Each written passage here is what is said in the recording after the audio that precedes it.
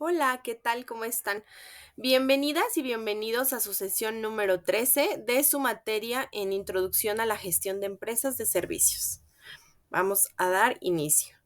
Pues bueno, como en cada sesión, para mí es importante compartirles el objetivo general, que ustedes conozcan este avance y bueno, pues como siempre vamos a iniciar dándole lectura.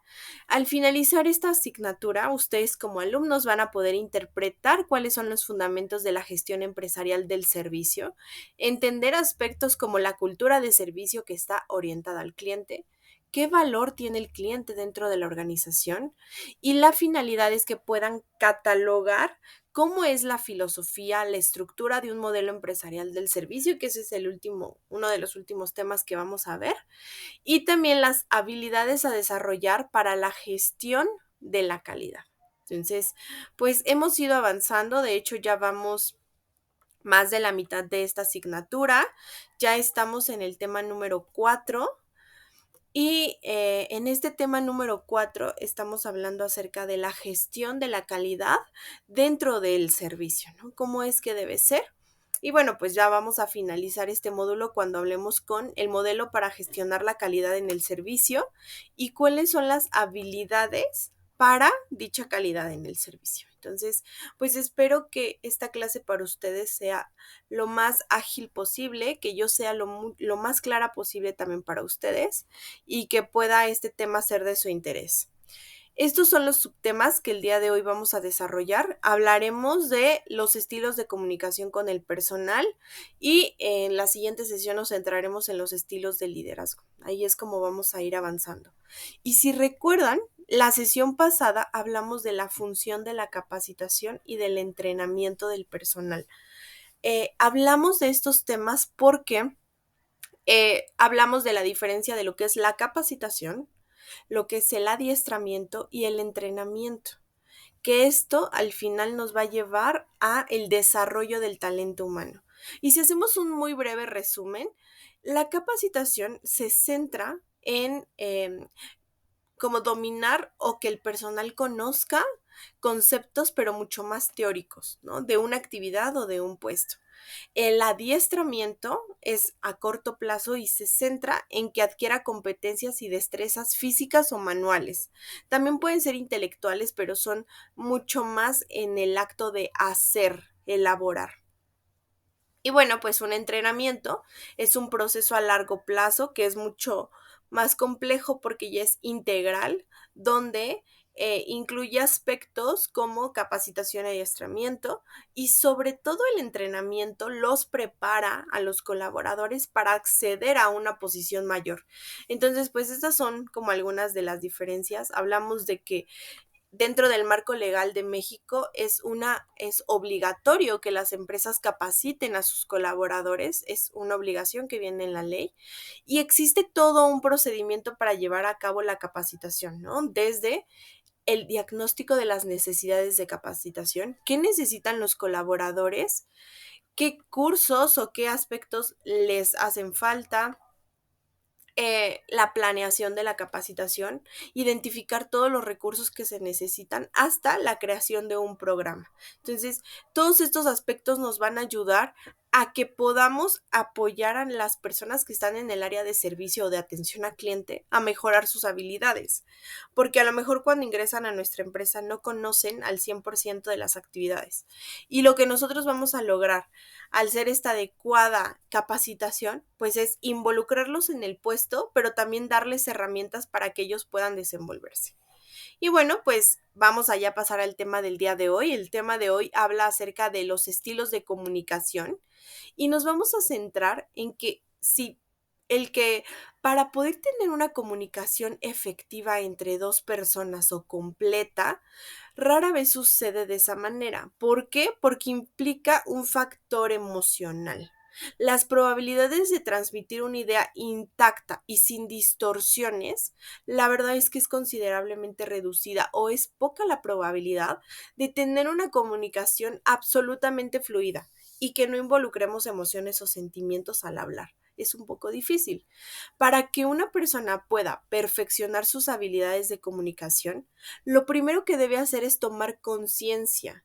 de lo complejo que es todo ese proceso y tiene que evitar la presunción basada en la creencia de lo que se ha convertido su vida y que eso lo hace un experto, ¿no? Porque muchas veces cuando nos comunicamos desde el yo pienso, yo digo, desde el juicio o creyendo que lo que nosotros sabemos es la realidad absoluta.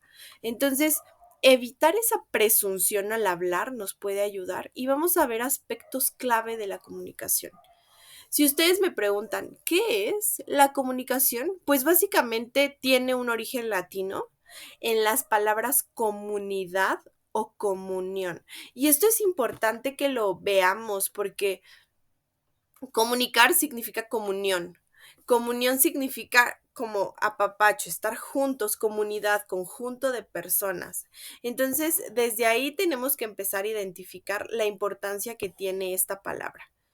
Y bueno, la comunicación es la transferencia de información de un emisor a un receptor, el cual debe estar en condiciones para comprenderla. Y aquí es por eso que se vuelve tan difícil. ¿Por qué? Porque se transfiere información, tiene que haber dos partes, al menos, un emisor, que es quien brinda el mensaje, y un receptor, quien recibe el mensaje. Y dice que debe estar en condiciones de comprenderla. Y ahí es donde vuelve este tema complejo, porque ¿cómo voy a saber yo que alguien esté en condiciones de comprenderme, de escucharme? No lo puedo saber. Yo voy a asumir que eso va a suceder, pero no lo puedo garantizar. Y por eso es que la comunicación implica la idea de compartir algo, lo que querramos, pero compartir algo con otro ser humano. Esa sería la esencia de la comunicación. La idea de compartir algo con otro ser humano. Y bueno, pues vamos a ver este proceso de comunicación básico que nos enseñaron desde la etapa escolar, donde nos dicen, bueno, pues tiene que haber un emisor. Es, en este caso, en este ejemplo, se llama Julia, que tiene un mensaje importante que debe compartir con su amiga Luisa. Luisa se convierte en el receptor. Y para poderle comunicar este mensaje importante lo va a hacer a través de un código, que un código significa la forma, puede ser lenguaje escrito, lenguaje verbal, señas, emojis, es decir, la forma en cómo vas a transmitir el código, ¿no? Y debe existir un mensaje. El mensaje es el contenido de ese lenguaje escrito. El mensaje dice, hola Luisa, la clase de filosofía fue suspendida. Ese es el mensaje que queremos mandar. Y el canal es el mensaje enviado por mensaje de texto a través de un teléfono móvil. Ese es el canal. El canal puede ser la voz, el canal puede ser WhatsApp, el canal puede ser las redes sociales, el canal puede ser otra persona, pero en este caso nuestro canal es el mensaje enviado por mensaje de texto, ¿no? ¿Y cómo? Pues a través de un celular. Ahora tenemos a Luisa, que Luisa se convierte en nuestro receptor y ella lo que va a hacer es recibir, decodificar y responder el mensaje. Y ahora, ¿por qué implica decodificar? Imaginemos que este mensaje está en inglés y que ella eligió un código que es un lenguaje escrito en otro idioma y el receptor no sabe inglés o alemán. Pues sí tiene que decodificar, tratar de entender, analizar qué dice ese mensaje para saber qué responder. Y bueno, entonces termina respondiendo, gracias, Julia. Puede existir ruido. El ruido significa los posibles problemas con la red de internet y que tal vez por eso el mensaje tarde en enviarse, ¿no? O sea, puede haber o puede no. El ruido también puede ser ruido físico, puede ser que con la persona que mandaste la información no la transmitió de manera adecuada. El ruido son como las interferencias que existen. Y bueno, pues después hay una retroalimentación o un feedback, que es gracias, Julia. Y regresa el mensaje y vuelve el proceso a existir. Y básicamente en este ejemplo, el proceso de comunicación fue directo y se desarrolló a través de Internet. Pero puede haber muchas formas en que se desarrolle, esta no es la única. Entonces, sé que es muy sencillo, pero creo que justo por el hecho de ser tan sencillo es una forma clara de entender cómo se tiene que dar la comunicación entre dos personas. La diferencia en nuestro día a día es que ahora ya es mucho más fluido. No nos ponemos a analizar cada punto, pero ya mandamos un mensaje de ¿qué hace falta en la casa? ¿Qué hay de comer hoy? Y ya nos responden de manera inmediata. Se cayó la red, no llega rápido mi mensaje. Ya me quedé sin datos, no llega mi mensaje. Pero realmente la comunicación ya la hacemos en automático todos los días. Y si ustedes se preguntan, ¿cuál es la función de la comunicación? Es en esencia, ¿para qué sirve comunicarnos? Pues bueno, cuando nos comunicamos proporcionamos un esquema del mundo, hablamos acerca de nuestros temas de interés. Un político utiliza la comunicación para hablar acerca de las propuestas que tiene o de los deseos que tiene, ¿no? Entonces, un maestro utiliza la comunicación para explicar cierto tema, como lo hago en este momento. Entonces, la comunicación lo que hace es proporciona un esquema, una forma de ver el mundo. Define nuestra posición con respecto a otras personas. Utilizamos la comunicación para defendernos, por ejemplo, o para transmitir un mensaje. Y también el hecho de comunicarnos nos ayuda a adaptarnos con éxito a algún ambiente, porque cuando empezamos a hablar, eso nos hace que nos adaptemos al lugar donde estamos. Si llegamos a otro país y no hablamos su idioma, nos va a costar adaptarnos a ese ambiente, porque no nos comunicamos de la misma manera, no hablamos el mismo idioma. Una vez que aprendemos ese idioma y que ya hablamos al igual que las otras personas, entonces ya nos habremos adaptado a ese ambiente. Pero para eso sirve la comunicación. Y existen factores que se asocian a la comunicación. Y si ustedes se preguntan, bueno, ¿qué factores están asociados a la comunicación? Pues también puede haber influencias psicosociales, ¿no? Los factores adicionales al proceso de comunicación están representados por influencias psicosociales. ¿Por qué? Porque todas nuestras ideas están definitivamente influenciadas por las imágenes y pensamientos que se encuentran en nuestra mente, por nuestra experiencia, por nuestra herencia y también por nuestra educación. Entonces, todo lo que comuniquemos va a estar influenciado por la experiencia previa, ¿no? No vamos a decirle en la primera cita a alguien que lo amamos porque ya vimos por experiencia que no funciona. No vamos a llegar a el primer trabajo diciendo todo lo bueno que somos o todo lo malo que somos porque ya aprendimos que así no se tiene que hacer. Por herencia heredada por nuestros padres, aprendemos ciertas cosas y a través de eso nos comunicamos. Entonces, el lenguaje inevitable, el mensaje que nosotros ocupemos y el lenguaje que ocupemos, inevitablemente está configurado según nuestros sentimientos y emociones. Y aunque digamos que no, realmente sí es así. Toda nuestra comunicación está influenciada por nuestras emociones y sentimientos. Y cuando eso sucede, se empiezan a crear retos que enfrente el emisor. El emisor es quien brinda el mensaje, quien va a dar el mensaje. ¿Qué puede pasar con el emisor? Puede tener una inhabilidad del transmisor para explicar su totalidad, para explicar sus sentimientos de una manera total, ¿no? Puede que cuando estemos dando el mensaje nos trabemos, no, como que puede, justo como me pasa ahora, ¿no? Que no sabes cómo explicar las cosas, las tienes, pero te cuesta explicarlas. Esa puede ser una inhabilidad del transmisor o emisor, es lo mismo. Quien transmite el mensaje o quien emite el mensaje. Emisor y transmisor son sinónimos. Otro reto que puede enfrentar es el proceso de describir una idea con palabras. A veces resulta casi siempre incompleto y por lo tanto imperfecto. No siempre nos vamos a expresar de la mejor manera. A veces nos va a costar trabajo expresar lo que pensamos, expresar lo que queremos y decir qué queremos hacer. Entonces, este proceso también es importante considerarlo. El emisor se ve afectado por su contexto y por la forma en que sus ideas influyen sobre sus emociones, a veces imponiendo sus sentimientos y estados de ánimo. Cuando estamos tristes, la forma en que decimos las cosas cambia.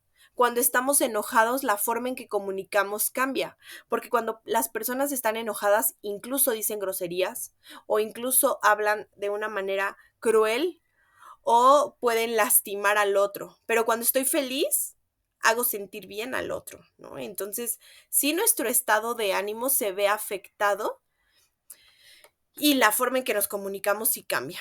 También un reto que podemos enfrentarnos es nuestro nivel intelectual y emotivo. Si nosotros tenemos un estilo o una forma de hablar, pero vamos a hablar con personas con un nivel educativo o intelectual sumamente alto, quizá nos va a costar trabajo darles palabras apropiadas a su nivel. O si tenemos un nivel intelectual mayor y vamos a hablar con un nivel intelectual más bajo, tenemos que dosificar el tipo de palabras que utilizamos, ¿no? Otro de los retos es que presupone datos, explicaciones, circunstancias, antecedentes y referencias. Para comunicarnos debemos brindar todo este tema, debemos brindar datos, explicaciones, circunstancias, hablar de antecedentes, de referencias. Y a veces el emisor añade al mensaje partes confusas, partes que a veces son innecesarias, interpretativas y superficiales.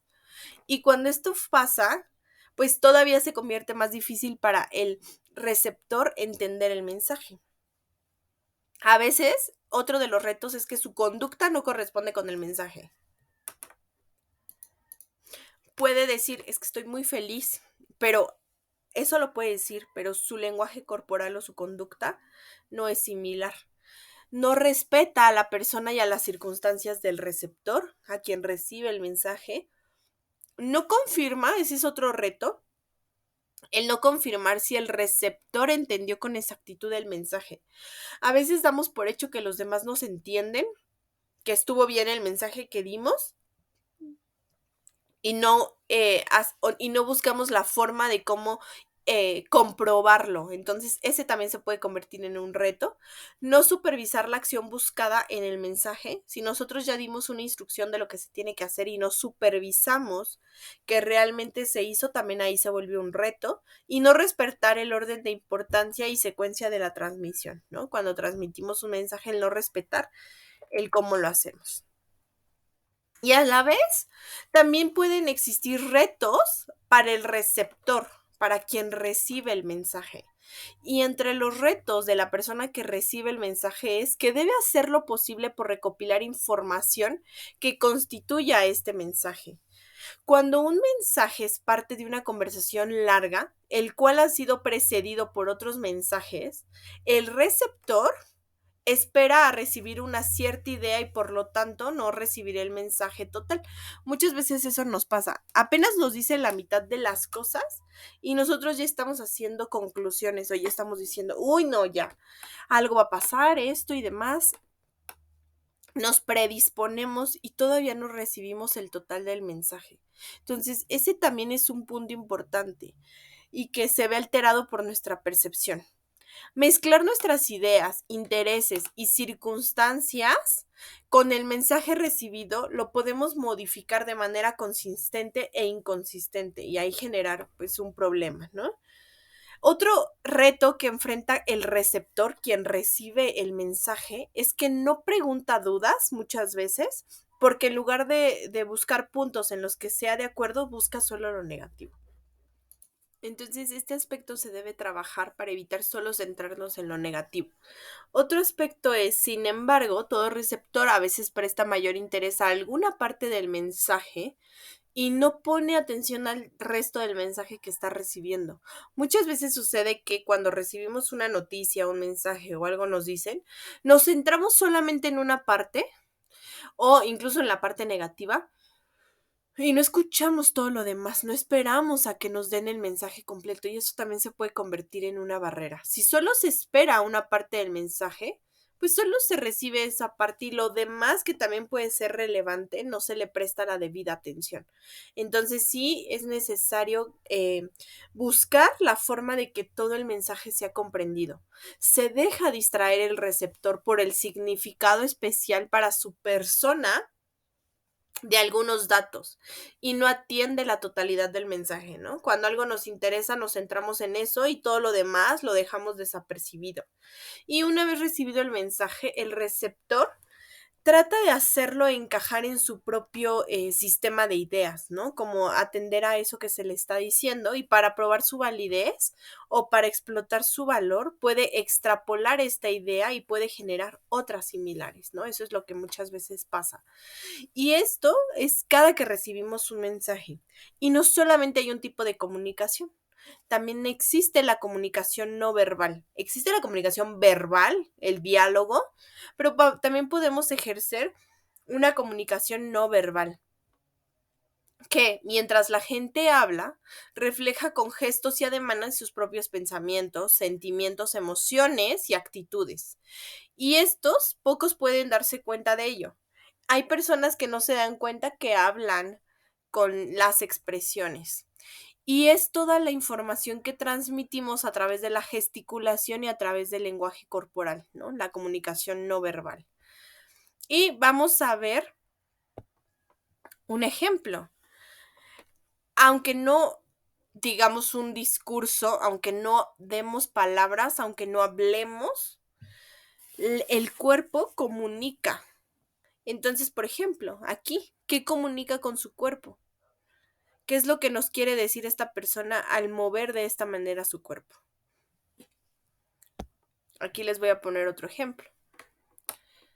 ¿Qué comunica esta persona con su cuerpo? ¿Ustedes qué piensan que le está sucediendo? Y aquí les voy a pasar un par de ejemplos de lo que es la comunicación no verbal. La comunicación no verbal implica acariciarse la mandíbula y esto va a ser un indicador de toma de decisiones, ¿no? Cuando las personas se acarician la mandíbula. Ajustar el nudo de la corbata con la mano es un gesto de seducción. En el mismo mensaje puede manifestarse al arreglarse el pliegue del pantalón, las solapas del saco, el pañuelo en el bolsillo. Estos son gestos de seducción. Apretarse la nariz demuestra evaluación negativa.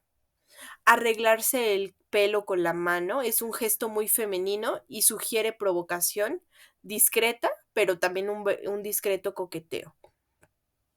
Los brazos cruzados a la altura del pecho puede aparentar una actitud a la defensiva con las personas. Caminar con las manos en los bolsillos o con los hombros encorvados puede indicar abatimiento o tristeza. Caminar erguido aparenta confianza y también aparenta seguridad. Y justo sin necesidad de hablar, nuestro cuerpo transmite ciertas percepciones. Y con solo ver el cuerpo de una persona podemos pensar en qué le está sucediendo, ¿no? ¿Qué pasa aquí? ¿Qué observan en esta imagen? ¿Qué observan en esta otra imagen? ¿Qué es lo que pueden ver? Comerse las uñas puede ser un indicio de nervios, pero también de inseguridad. Cruzar las piernas balanceando ligeramente el pie puede demostrar aburrimiento. Dar un tirón al oído puede mostrar inseguridad. Echarse hacia atrás en una butaca, sugiere confianza en sí mismo. En las mujeres, morderse los labios con la punta de la lengua es un mensaje abiertamente sexual de provocación sutil, por ejemplo. El puño cerrado puede revelar tensión, nerviosismo o que se oculta la verdad. Cuando la cabeza descansa sobre las manos al mirar hacia el piso, puede manifestar aburrimiento. Entrelazar los dedos puede denotar autoridad. Y son todos estos pequeños actos que tenemos constantemente, diariamente tenemos estas pequeñas señales de comunicación no verbal. Y aunque podamos decir, no, estoy muy bien, me siento tranquila y estoy todo el tiempo de esta manera, mordiéndome las uñas, aunque yo verbalmente diga estoy bien, mi comunicación no verbal me delata, porque hace ver al otro que no estoy bien. Aquí, por ejemplo, estas personas que comunican con su gesticulación, que comunican con su cuerpo, cada uno está revelando algo completamente distinto, ¿no? Y podemos ver que aunque puede haber una misma escena, en una misma escena pueden haber diferentes formas de expresar lo que se está viviendo. Entonces, eso también es interesante poderlo identificar. Otro tipo de ejemplos de comunicación no verbal es inclinar la cabeza, es un indicador de interés, ¿no? Como hacer este asentamiento. Jugar con el cabello puede indicar una falta de confianza en sí mismo. La clásica mirada de arriba hacia abajo es característica de la persona que es muy sensual. Frotarse las manos o golpear ligeramente los dedos son signo de impaciencia. Frotarse la nariz, mentir, dudar o rechazar algo es la señal que nos da. La persona que camina a prisa sugiere una personalidad dinámica, inquieta, pero también ansiosa por cumplir metas que se han trazado en un tiempo determinado. Y los hombros caídos sugiere depresión, incapacidad para hacer frente a las situaciones de la vida también, ¿no? Y sí, lo hemos visto, que las personas caminan hacia abajo. Es esta parte de tristeza o depresión. Otros ejemplos de comunicación no verbal es cuando las manos están agarradas hacia la espalda, es un indicio de furia, de ira, de frustración y de aprensión. Mantener la palma de la mano abierta denota sinceridad, franqueza e incluso inocencia. Mirar hacia abajo demuestra que no se cree lo que se escucha. No mirar a una persona sugiere una especie de rechazo. Poner las manos en las mejillas muestra evaluación. O pararse con las manos en la cadera manifiesta buena disposición para hacer algo. Y hablando de poner las manos en la mejilla muestra evaluación, hay que también revisar cómo. Y aquí les pongo este ejemplo, porque ambas personas tienen de alguna manera sus manos en la mejilla. La diferencia es la forma, porque en este ejemplo de este chico parece como que sostiene la mano como si estuviera aburrido. En cambio, ella hace una expresión como de juicio. Entonces, aunque son posturas o lenguajes no verbales similares, no demuestran lo mismo. Y ahí es donde tenemos que entrar para identificarlo, ¿no? Ahí sería importante. Y pues no es tan fácil la comunicación, porque también la comunicación implica barreras. Podemos tener cuatro tipos de barreras para la comunicación. La primera puede ser una barrera semántica, que una barrera semántica ocurre cuando no entendemos una palabra en su contexto o le damos un significado equivocado. Por ejemplo, esto pasa mucho cuando hablamos con personas de diferentes países. Para Colombia, para Venezuela o para España, una torta hace referencia a un pastel. Pero cuando nosotros pensamos en torta, nos referimos como una torta de milanesa, ¿no? Una torta de jamón. Pero para ellos torta es pastel. Pastel, digamos que no existe. Entonces, si llegamos con una persona que no es de este país y le decimos, oye, dame una torta, te va a traer un pastel. Y pues no es lo que tú esperabas. Entonces, estas barreras semánticas pues, pueden hacer que la comunicación no sea efectiva. Pueden existir también barreras psicológicas. Este tipo de barreras también tienen una relación con los estados emocionales del emisor y del receptor que pueden llegar a alterar el mensaje. El cómo nos sentimos y a partir de eso cómo transmitimos puede alterar el mensaje. Podemos tener barreras físicas, que se trata de todas aquellas circunstancias del contexto o del medio que dificultan la comunicación fluida y clara. Una barrera física puede ser tal cual el ruido exterior, no hablar el mismo idioma.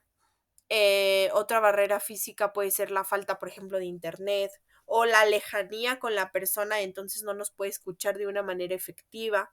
Todo eso puede ser una barrera física.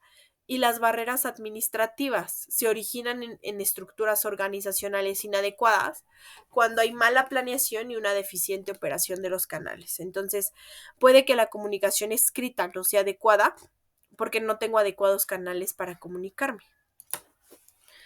Y bueno, pues ¿cómo podemos evitar o qué estrategias podemos utilizar para evitar las barreras en la comunicación?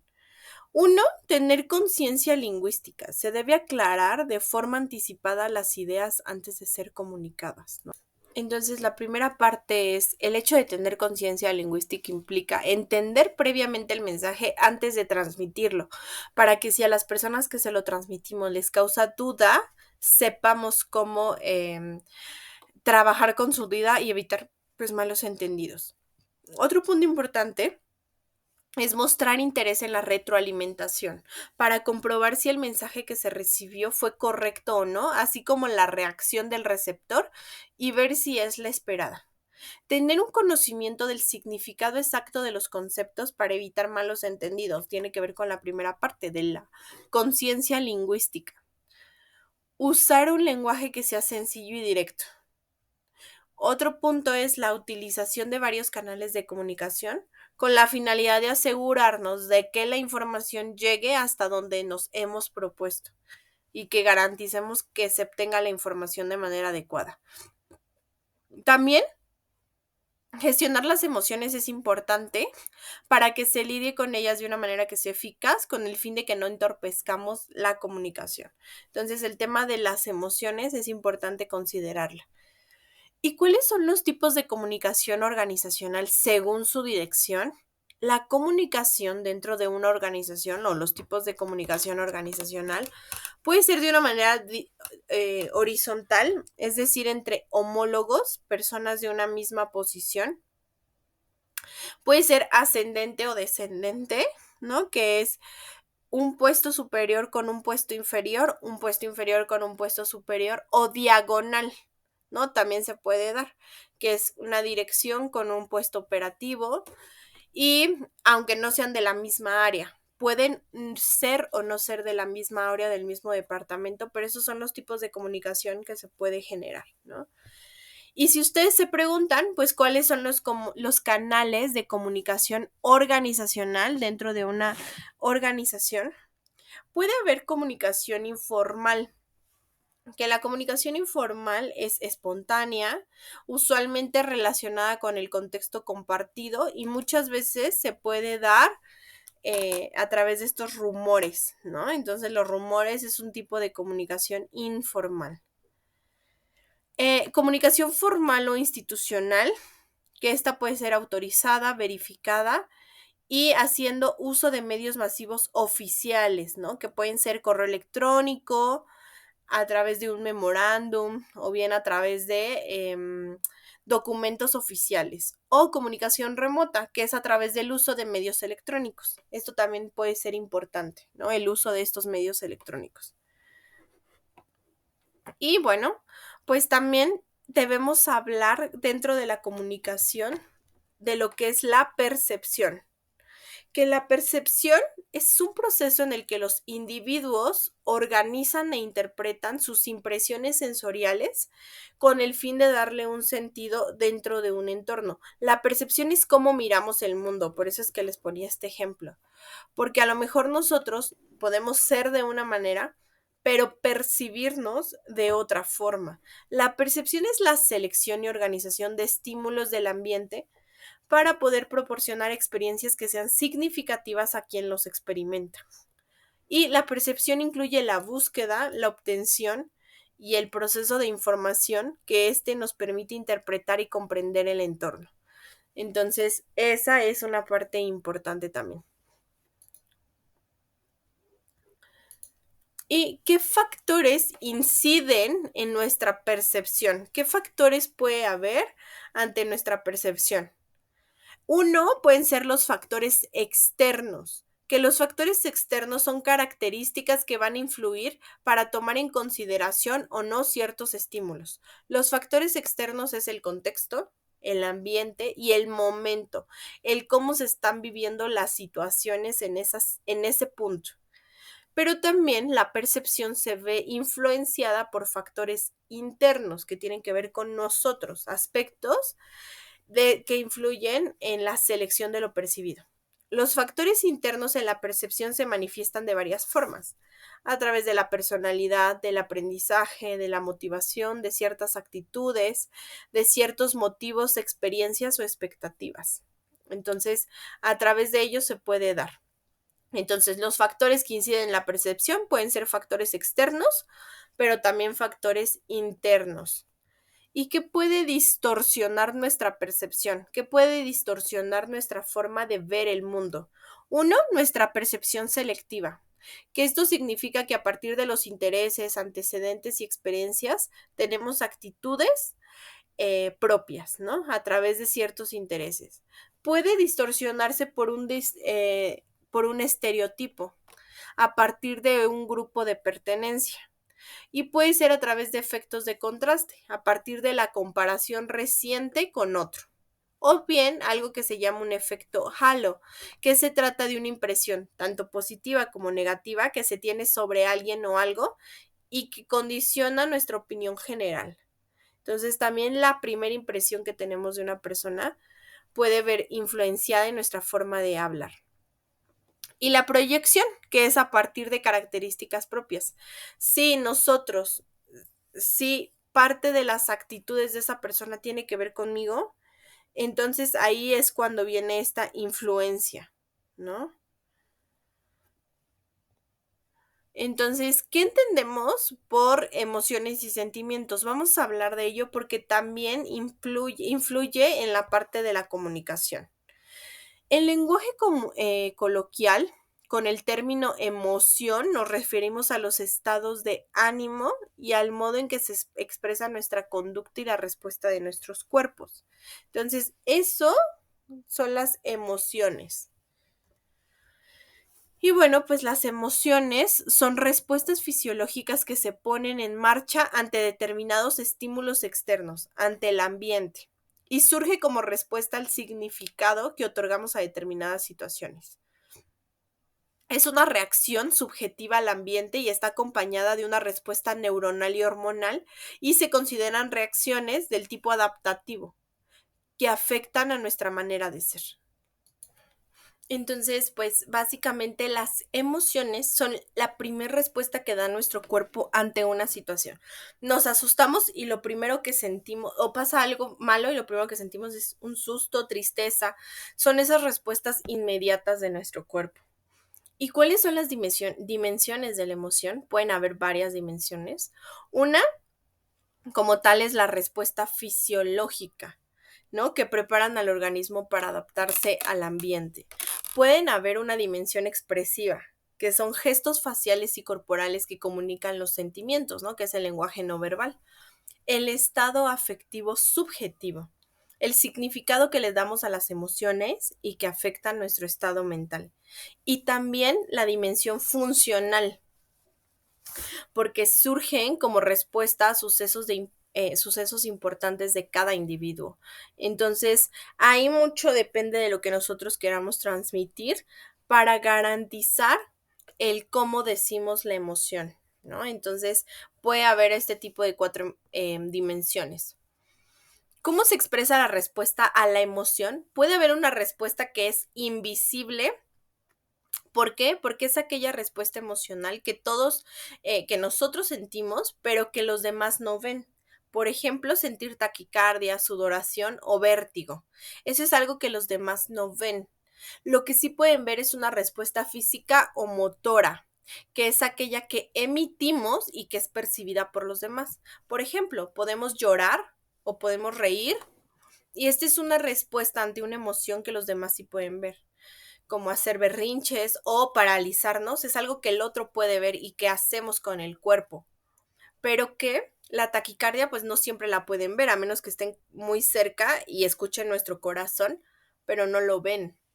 Ven el llanto, pero no ven cómo nuestro corazón está así. Ven la risa, pero no ven cómo sudan nuestras manos, ¿no? Es esa respuesta visible e invisible que se da ante una emoción. Y bueno, si ustedes se preguntan qué funciones tienen las emociones o por qué tenemos las emociones, pues básicamente nos ayudan a la adaptación.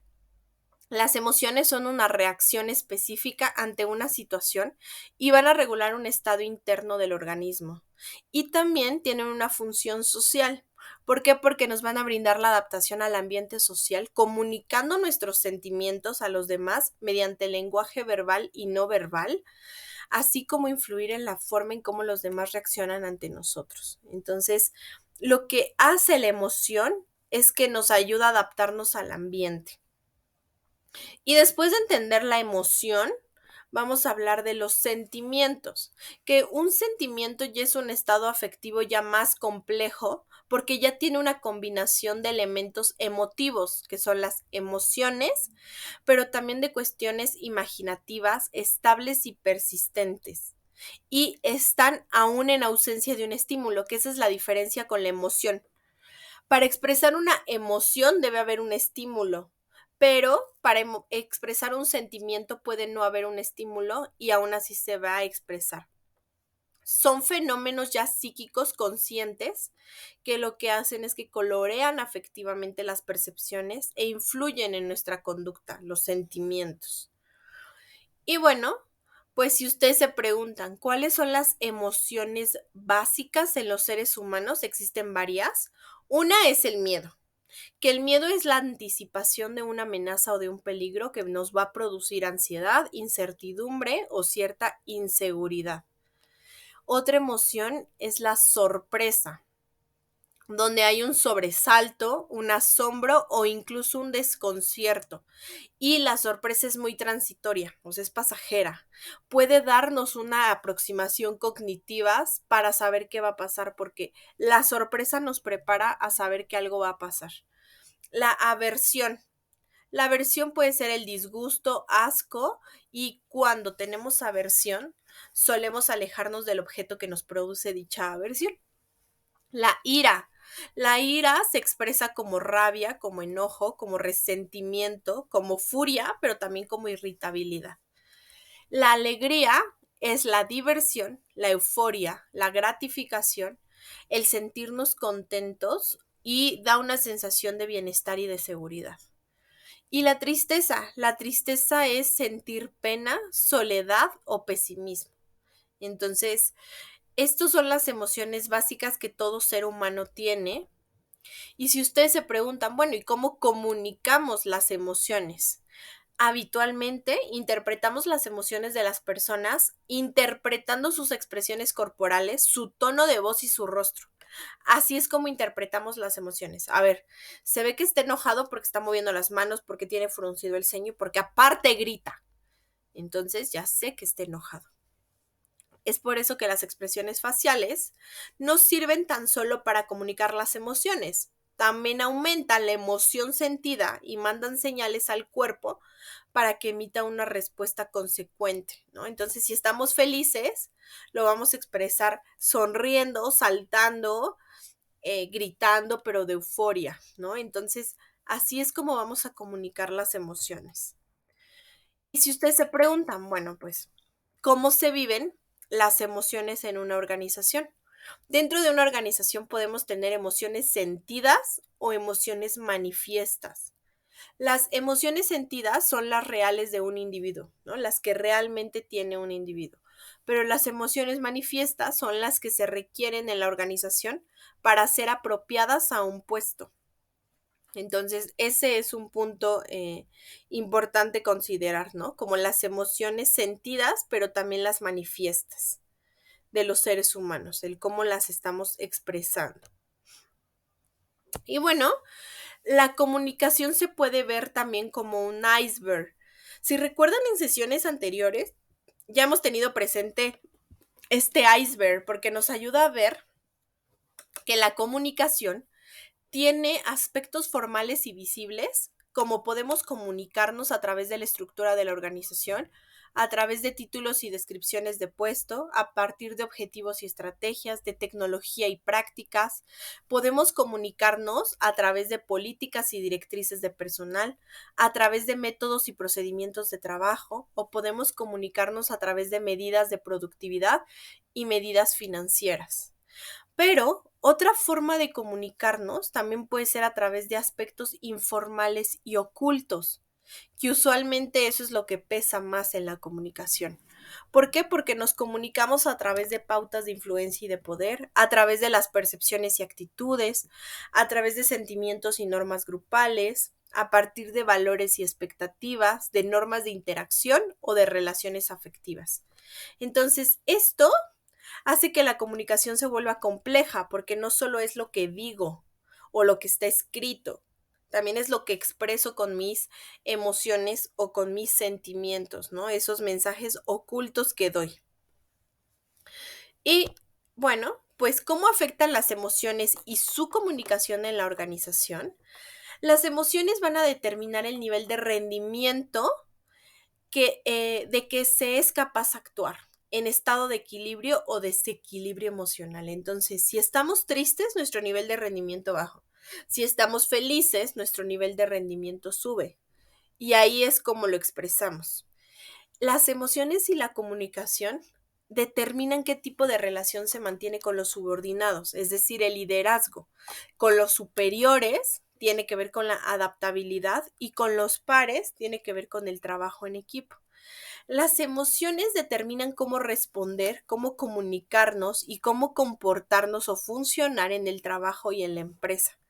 Entonces, estas emociones nos dicen cómo nos comportamos, cómo nos comunicamos o cómo funcionamos dentro de una organización. Y para ello, tenemos que entender cuáles son los tipos de respuesta en la comunicación, porque existen varios tipos de respuesta dentro de la comunicación. Puede ser una respuesta agresiva, en un ejemplo de un vamos a hacer esto y se acabó. Podemos responder de una manera pasiva, es decir, está bien, será lo que tú dices, pues sí, como tú quieras, es decir, no respeto mis intereses, solo pienso en el otro. O bien, puede ser de manera asertiva, que eso es lo ideal. Entiendo que a mí me gustaría esto, yo te propongo que. Esa es una comunicación asertiva. Entonces, existen 3 tipos de comunicación: agresiva, pasiva o asertiva, y tenemos que garantizar una efectiva comunicación. Y bueno, pues, ¿qué es la asertividad? La asertividad es la habilidad, la forma de comportamiento y de comunicación que va a permitir expresar de una manera que sea abierta, franca, amable y directa nuestras emociones, defender nuestros derechos, nuestras ideas y opiniones, sin la necesidad de actuar con agresividad o imposición, ¿no? Que ese es el objetivo. ¿Y qué es realmente la comunicación asertiva? Tenemos que entender. Pues pasa que el principal obstáculo de la asertividad viene de lejos. Durante siglos, la sociedad nos ha enseñado una forma de comunicarnos que provoca conflictos y malestar. Si se dan cuenta, la mayor parte del tiempo nos comunicamos siendo groseros, provocando malestar o provocando conflictos. Nos han enseñado a esconder nuestros sentimientos. Y yo aquí les pregunto, ¿recuerdas cuántas veces tus padres te dijeron que no lloraras cuando eras niño y fingir salir adelante? La asertividad no es simplemente decir lo que piensas. Significa comprender nuestras necesidades, hacernos responsable de nuestras emociones y, en última instancia, el poder conectar con los demás. Pero esto exige un cambio radical en nuestra forma de pensar, pero también en nuestra forma de expresarnos.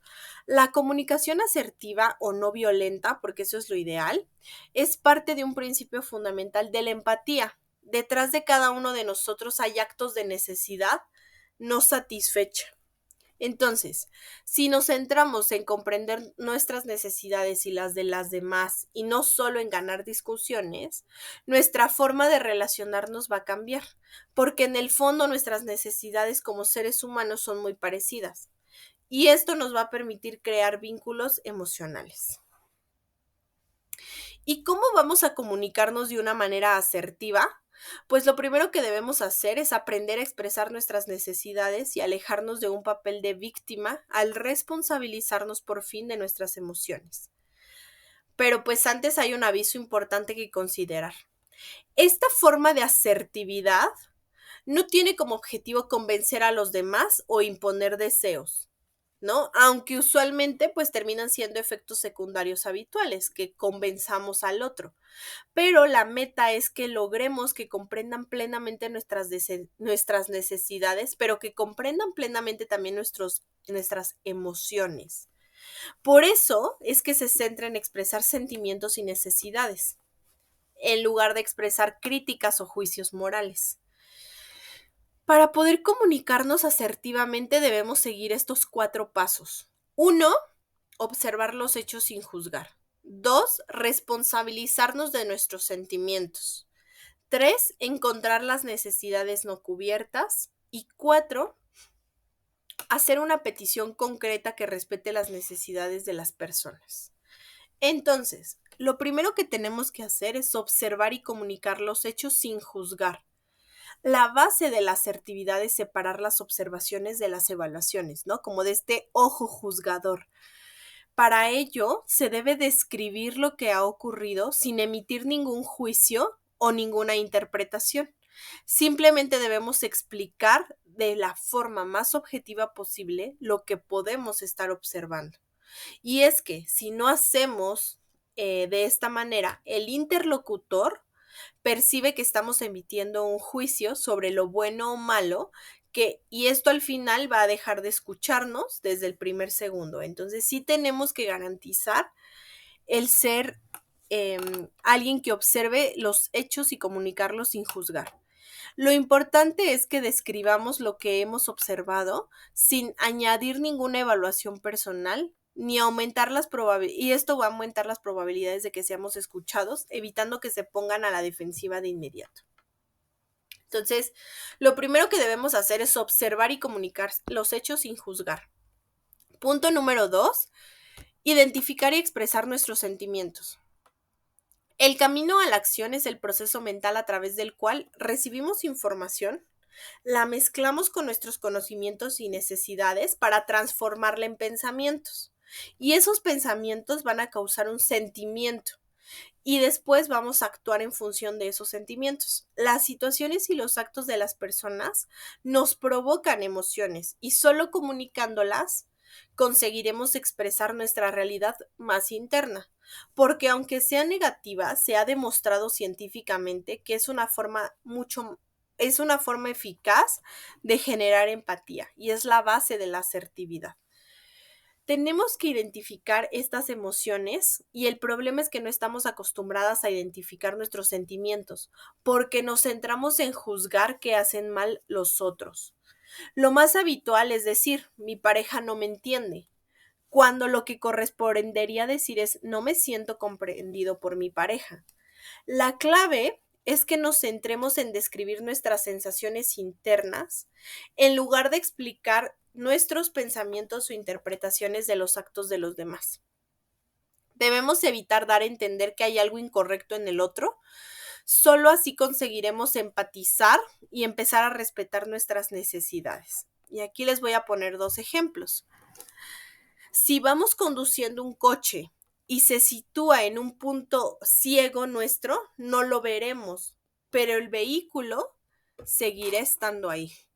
La información que observas o que no observas no tiene por qué ser la realidad. Entonces, no porque no veamos el auto, significa que no existe. El auto ahí está, pero no lo estamos viendo y a veces nos basamos solo en lo que vemos. Aquí hay otro ejemplo. Imaginemos que tenemos una primera cita después de conocer a alguien por internet. Esperamos 10, 20 y hasta 40 minutos hasta que decidimos llamar. Tiene el celular apagado. ¿Qué pensarías? Especialmente si esto ya te ha ocurrido antes. Pero, ¿y si resulta que en el camino se le acabó la batería y además se equivocó de calle y ha terminado en otro punto de la ciudad? Pues, nosotros podríamos creer que esto es improbable, pero en realidad pues sí ha sucedido. Eso es lo que pasa. Nuestros pensamientos no tienen por qué ser la realidad. Lo único que es real e indiscutible son nuestros sentimientos. Aunque la información que recibamos sea incorrecta, lo que pensamos esté equivocado, lo seguro es que nos hacen sentir mal. Si nos ponemos tristes, ¿alguien puede convencernos de que estamos alegres? Pues no, la tristeza que sentimos es real. Entonces, vamos a ver otro ejemplo. Bueno, antes de ver el ejemplo, vamos a ir con el punto número 3, que es encontrar nuestra necesidad no satisfecha. El tercer paso para una comunicación asertiva consiste en encontrar cómo expresar nuestras necesidades reales. Es el paso más difícil, pero también es la llave para una adecuada comunicación asertiva. Lo primero que tenemos que hacer es tener claro ¿Qué de nuestros sentimientos o emociones? Que estos más bien, que nuestros sentimientos y emociones no aparecen por arte de magia. Tampoco lo provocan los actos de las demás. Nuestras emociones y sentimientos lo crean nuestras necesidades. Cuando nos sentimos bien, cuando nuestras necesidades están satisfechas, y nos sentimos mal cuando no lo están o no llegan de la manera en que nosotros lo esperamos. Y pasa que las necesidades pues van a representar nuestra parte más profunda, por eso todos compartimos las mismas. Cuando no entendamos los motivos de alguien para hacer o decir algo, para enfadarse o para deprimirse, hay que preguntarnos qué necesidad no cubierta puede haber detrás, o mejor aún, hay que preguntarle qué necesita realmente. Esta es la fase más difícil de toda una comunicación asertiva porque no estamos educados para identificar y expresar nuestras necesidades, sino nos han educado para juzgar a los demás cuando no las respetan. Pero al final es imprescindible para alcanzar el paso final. Entonces, lo que tenemos que hacer es lograr tener una comunicación asertiva. Y aquí vamos a ver algunos ejemplos de cómo a veces no comunicamos nuestras necesidades. Si alguien nos dice es que nunca me escuchas, lo que quiere comunicar realmente es su necesidad de comprensión y que esta comprensión no está cubierta. Por ejemplo, si nuestra pareja nos recrimina que nos importa más nuestro trabajo que él o ella, lo que en realidad nos quiere decir es que necesita más afecto, que necesita tiempo con esa persona, pero no sabe cómo decirlo, no le han enseñado a expresarlo y mejor prefiere decir que le importa más su trabajo, ¿no? Y el último punto es hacer una petición activa y concreta. Consiste en expresar claramente lo que queremos o esperamos de los demás. Identificar qué comportamiento lograría satisfacer nuestra necesidad no cubierta y expresarlo con detalle para que la otra persona pueda decidir si quiere ayudarnos a cubrirla o no.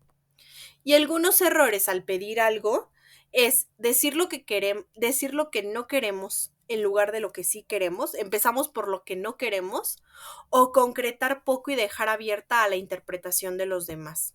Entonces, cuando a pesar de haber hablado y dicho lo que buscamos, nos encontremos con un no, porque es válido, habitualmente significará que nuestra petición supone un sacrificio demasiado grande en las necesidades de la otra persona y entonces deberemos continuar dialogando para encontrar nuevas posibilidades que le permitan satisfacer las necesidades a ambas partes, que esto ya se llama negociación, ¿no? Cuando el otro nos dice que no, porque no le está gustando lo que le estamos solicitando y entonces tenemos que encontrar nuevas posibilidades.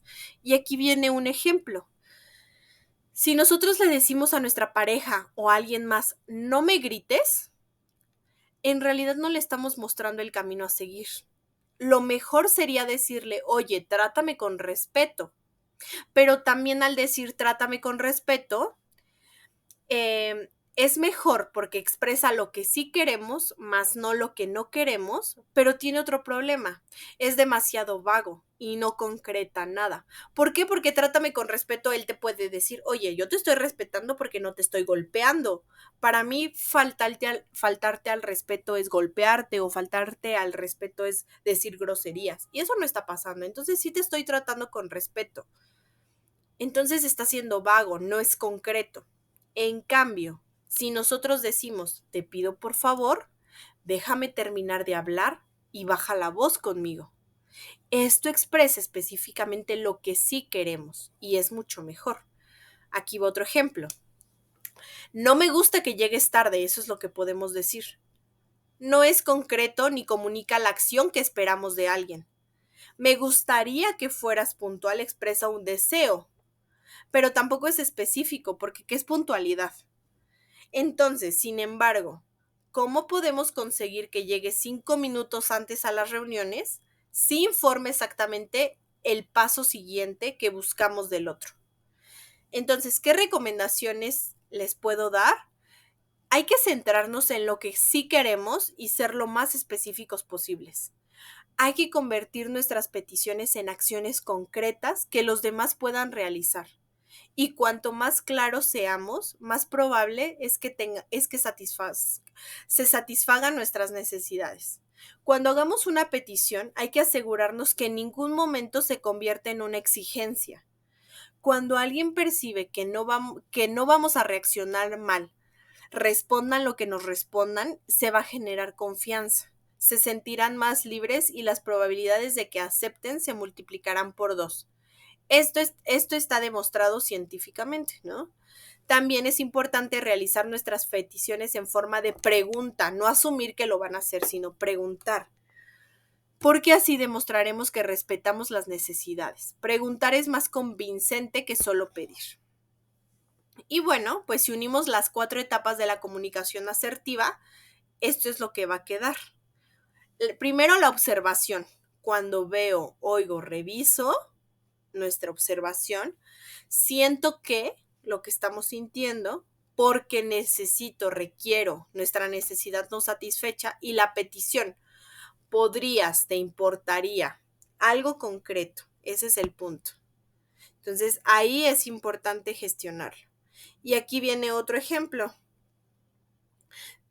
Si nosotros decimos, estoy harto que nunca me reconozcas nada, podemos hacer un uso de un esquema asertivo y en realidad decir, las últimas 2 veces que has presentado el proyecto, no me has mencionado. Es nuestra aportación, es nuestra observación. Y eso me desconcierta, porque me gustaría que se reconociera mi trabajo. ¿Te importaría mencionar de qué forma yo también he colaborado? Y otro ejemplo, tu pareja se pasa varias horas viendo series en la televisión o en el celular y llevan meses sin hacer algo juntos. Seguramente lo que nosotros le diríamos es, está claro que ya no te importo porque nunca salimos juntos. O podemos utilizar la comunicación asertiva y decir algo así, llevamos varios meses sin hacer algo juntos, es la observación. Y eso me entristece, es el sentimiento. Porque me gustaría sentir que tú me quieres, es la necesidad. ¿Podemos salir este sábado a cenar a nuestro restaurante favorito? Ahí está la petición y se vuelve mucho más concreto. Entonces, ¿qué es lo importante de la comunicación asertiva? Hablar de una manera que seamos claros, porque al final la vida es un constante esfuerzo por comunicar, ¿no? Entonces, ser lo más concretos posible nos va a ayudar a manejar de una manera eficiente, garantizar la adecuada efectividad. Entonces, pues, les agradezco mucho tu atención y nos vemos en la siguiente sesión.